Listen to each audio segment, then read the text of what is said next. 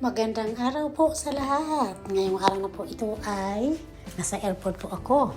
At ako po ay sasakay ng eroplano. Papunta po ako ng Seattle. So ayan po, nasa eroplano na po ako. Ang bilis ano. But anyway, welcome back po. Welcome back, Buhay Amerika with Ate D. Sana po magustuhan niyo po ang video ito at sana po like, share, comment down below at mag-subscribe po sa aking channel. Ayan na nga po, tapos na nakarating na nga po ako dito sa Seattle at ito, inaantay ko na lang po, mag-pick up po ako ng aking luggage. At ang luggage ko po ay i-drop off ko po yon sa bus na kukuha sa akin papunta po doon sa cruise ship. Ito po ang trip ko na naman na magko-cruise po ako papuntang Alaska.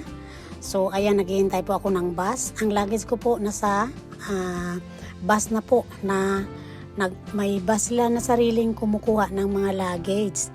So bukod po doon, ang parang hiwalay ba? Hiwalay yung luggage mo at saka hiwalay yung mga tao na kinukuha nila papunta doon sa cruise ship.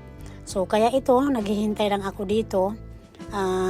Mabuti nga kamo ay mayroon akong naging kasama na nag-guide sa akin kung saan ako pupunta. At ito na nga po, sasakay na po ako ng bus. Marami po kami sa bus. Kasi yung mga tao po na magko-cruise din doon din sa cruise na pupuntahan ko, yung cruise ship na pupuntahan ko, yun din yung po sa kanila. So isang bus po kami, puno ang bus. Ayan po kami. Ayan, bago pala dadalhin ang mga nagko-cruise doon sa cruise ship, itutur ka muna. So ito, tinutur muna kami ng driver ng bus sa downtown Seattle. So ito po yung mga view, nakikita, magaganda, malalaki po ang mga building. Ayan, may nakita po akong eroplano na ano lang ng aking camera, na captured lang. So malalaki po ang mga building sa Seattle. Ayan, ang tataas. Ang gaganda din po ng inikutan ng bus. Kaya tuwang-tuwa din po ako at enjoy ako dito sa aming pagtutur. Kasi ang dami ko pong natutunan sa bus driver. Yung mga story kung ano po yung nabuo ng mga building dito sa Seattle. Ito po, tingnan nyo. Tatanga-tanga lang po ako kasi syempre amis po ako sa mga building. Ayan. Huwag kalimutan mag-subscribe po sa aking channel, Buhay Amerika with Ate D. Tingnan nyo po ito, oh. Gumagalaw po siya. Gumagalaw na parang statue lang siya dyan. Pero gumagalaw. At tingnan nyo naman po ang tataas ng mga building talaga. So, very amazed po ako. Tapos ito daw po ay Amazon Center or Amazon Town. Parang dito po nabuo yung Amazon. Yung Amazon po ay dito nag-umpisa sa Seattle. O ito nga po, at malapit na po kami sa cruise ship. Tingnan nyo naman, napakalaking barko. Ayan, dyan po ako sasakay. Ayan, 9 na araw po ang aming pagtitrip sa barkong ito. Kasi papunta po ito ng Alaska. So, ayan, nakita nyo po, napakalaki. Talaga pong manghang-mangha ako sa laki. Hindi ko akalain na ganito pala kalaki yon. So, ayan, samahan nyo po ako sa aking bakasyon na naman. Ano po dito, talagang ano po ako, very excited na kasi first time ko po ito first time ko po dito na magko-cruise. Wala pa po akong experience kung ano ang cruise, pero tingnan nyo naman po, mayroong escalator papunta sa pasakan ng barko. So ito na nga, nakapasok na nga kami ng barko. Ayan, barko ang tawag ko dito. Kasi siyempre, ano ba naman ang tawag natin dito? Barko talaga, di ba? O yun, barko talaga. So, ito po yung nung nakasaka na ako sa barko. So, ito. Naku, mahirap po. Kasi, alam nyo po, ang daming tao. Tapos, hindi ko po makikita ang aking kwarto. At dito po, pagbungad mo po sa loob ay restaurant na agad. Tapos, mayroon ng casino. So, parang hindi mo akalain na barko yon. Parang akala mo. Ang pakiramdam ko po dito ay parang isang syudad na parang isang syudad po sa pakiramdam ko lang. Kasi nandoon po lahat. Tingnan nyo naman, may casino, may restaurant. Tingnan nyo sa ilalim. Nakita nyo po ba yun? Talaga namang grabe ang experience ko na ngayong araw na ito. So talagang parang overwhelming sa akin ba. At saka ang pinaka worried ko po dito ay nahirapan po akong hanapin ang aking kwarto. Kasi hindi ko alam. At saka wala pa po ang aking luggage. Nasa kanila pa. Kasi doon pa lang po sa airport, kinuha na nila kasi ang usapan ay dadalhin lang nila sa aking kwarto. At ito na nga po, nahanap ko na din ang aking kwarto. Tingnan nyo naman po, akala mo talagang hotel kompleto po, mayroong bed, ayan, itutur ko po kayo dito sa kwarto. Parang lang din siya, may sofa. Ayan, nilagay ko na yung mga gamit ko dyan. Kasi yan, yung mga dala-dala ko yan. Hindi ko yan talaga hiniwalay sa akin. Tingnan mo, mayroong kabinet-kabinet dyan, mayroong safe, kung gusto nyong may ilagay kayo dyan. Tapos, mayroon din siyang closet na kung gusto nyong maghanger-hanger ng mga damit. Ayan, may mga hanger sila. Di ba parang hotel lang talaga siya? May malaking mirror, tapos may baso-baso dyan kung gusto nyong mag-inom-inom ng gagamitin mo ba sa tubig. Ang tubig po ay pwede mong inumin.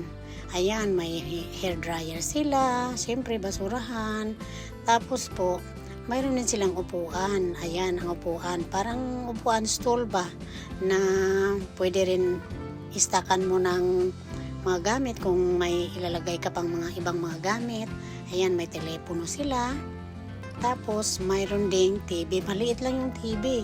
Ako naman, hindi naman ako masyadong nanonood. Tingnan nyo ang bed. Di ba? Parang hotel lang. Tapos ito po ay view na nasa patio. Parang balkonahe ba? Ayan, may balkonahe po ang nakuha kong room. Kaya ayan, makikita mo talaga ang view niya. Ayan, tingnan nyo po yun, Nasa nasa dock pa po kami. Nasa Seattle dock. Ayan.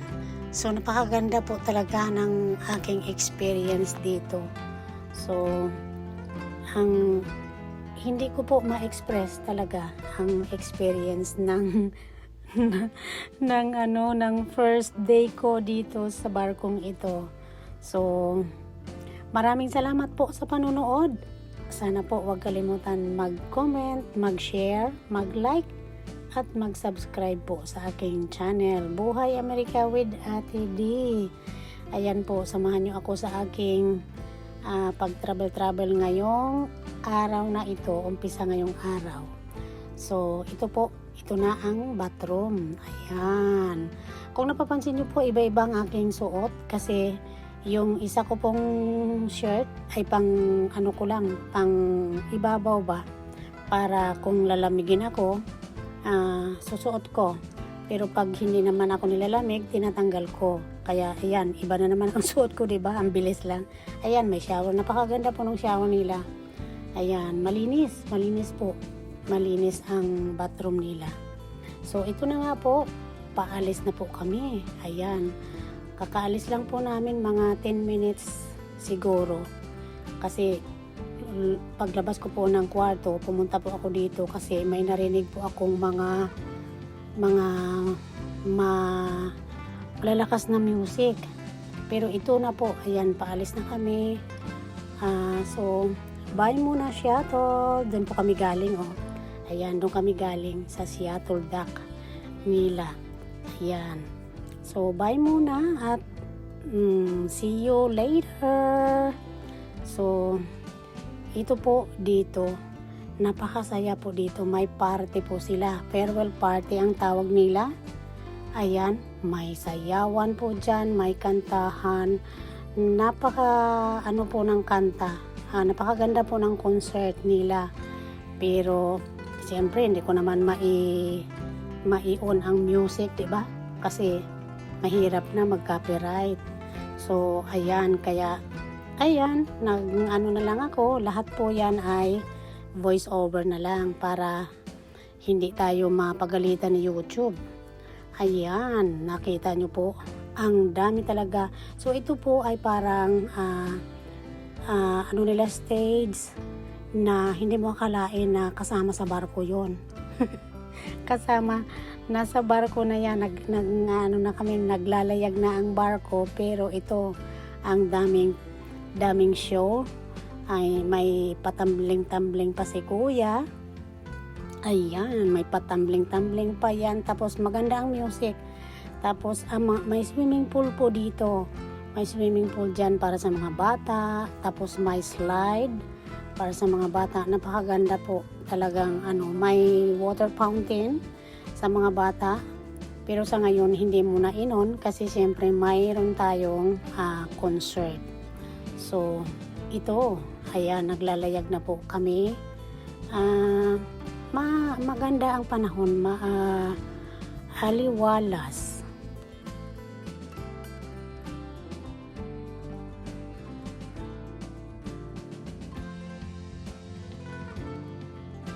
Grabe talaga ang talagang yung unang-unang mo ba na hindi mo akalain na parang akala mo isang bayan.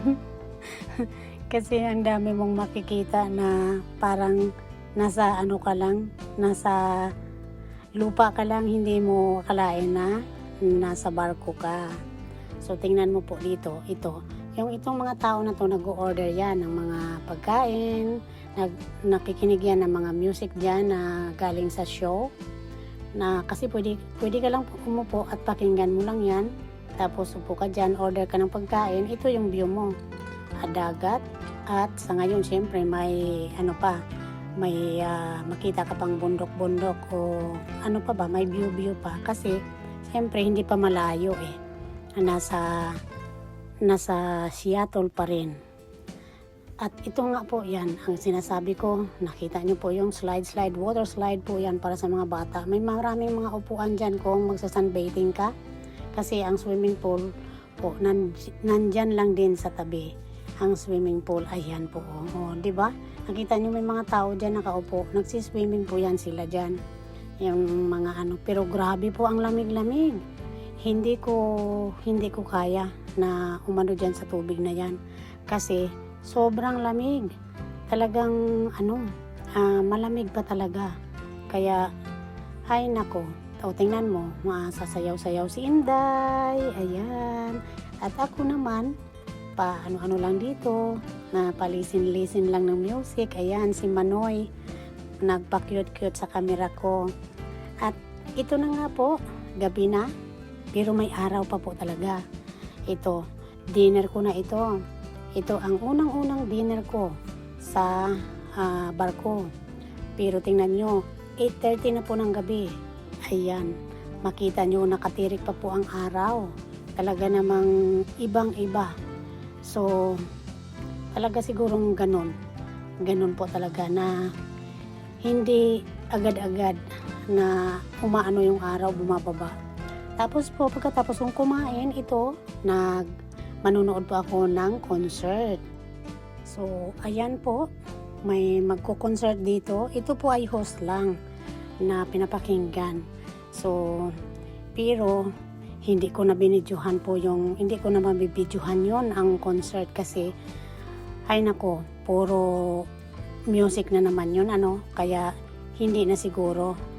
At ito, tapos na po yung concert na napanood ko. Ayan, may nag-ikot-ikot po ako, nagtingin-tingin ako sa mga window at ito po, mayroong maliit na maliit na parang pang-emergency daw po yun na barko. At ito na nga po, maraming salamat po sa panonood at sana po nag-enjoy kayo sa video ito at magkita-kita po tayo bukas sa susunod ko pang mga update sa inyo tungkol dito sa ating bakasyon. Kung ano pa po yung mga mai-update natin. Salamat po. Bye-bye!